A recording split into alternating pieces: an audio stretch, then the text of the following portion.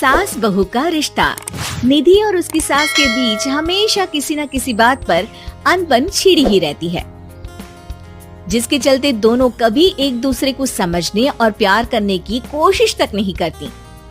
अरे मेरे तो भाग ही फुट गए जो ऐसी बहू मिली। हाय, मेरी तो जिंदगी बर्बाद हो गई। भगवान, या तो अच्छी सास दे देता या फिर गूंगी। इन्हें मेरे सिर बिठाकर कौन से जन्म का बदला ले रहे हैं भगवान। क्या बोली? वही जो आपने सुना। इतनी बड़ी हो गई कि सास से जुबान लड़ाती है।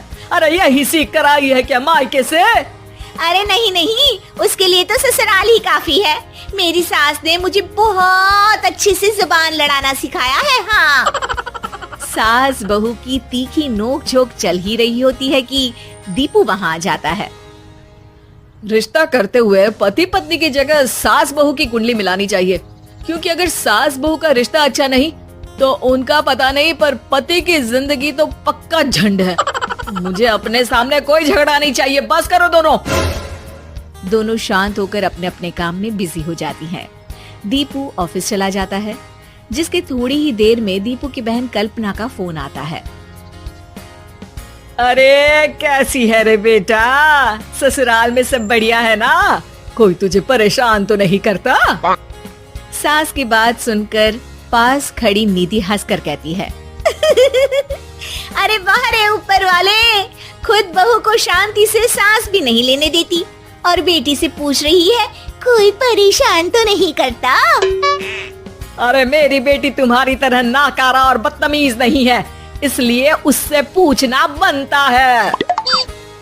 तो उनकी सास भी आपकी तरह नहीं होगी, इसीलिए उन्होंने कुछ बोला नहीं। और इसी के साथ एक बार फिर दोनों सास बहू के बीच तानों का युद्ध शुरू हो जाता है।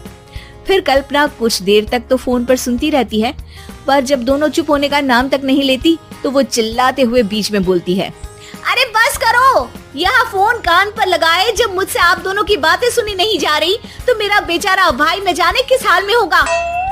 अरे ये सब तेरी भाभी की वजह से है बेटा। तो माँ आप भी कुछ कम नहीं है। आप दोनों को ही अपना रिश्ता सुधारने की जरूरत है। मैं एक बाबा को जानती हूँ जो रिश्ते सुधारने में एक्सपर्ट है, आप दोनों उनके पास जाइए। ना जी ना, मैं ऐसे ढोंगी बाबा में नहीं मानती। देखा, कहा था ना। अरे ये तो हमारे घर में शांति चाहती ही नहीं है। भाभी एक बार ट्राई करके तो देख लो। इस पर निधि मान जाती है और अगले ही दिन दीपू के ऑफिस जाने के बाद दोनों बाबा के पास पहुंच जाती हैं। सास बहू के बीच रिश्ता कुछ ज्यादा खास नहीं है। हर समय तू मैं चलती रहती है। हाँ जी हाँ, बिल्कुल सही। आप तो बहुत ज्ञानी है बाबा जी। तो पाई सुनो, बहू को साफ और सच्चे मन के साथ सास को 12 लाल और 12 हरी चूड़ियां भेंट करनी है। बात भेद अपने आप कम हो जाएंगे। बाबा का उपाय सुन अगले दिन निधि सास को चूड़ियां भेंट कर देती है, लेकिन इससे भी उन दोनों के बीच कुछ सही नहीं होता। अरे पक्का इसने ही किलस कर चूड़ियां दी होंगी, तभी कुछ नहीं हुआ। दोनों दोबारा बाबा के पास जाती हैं। कुछ नहीं होता। तो दूसरा उपाय सुनो। सुबह सूरज निकलने से पहले ही घर की सफाई कर सारा कूड़ा घर से बाहर कर ठंडे पानी से स्नान करना है।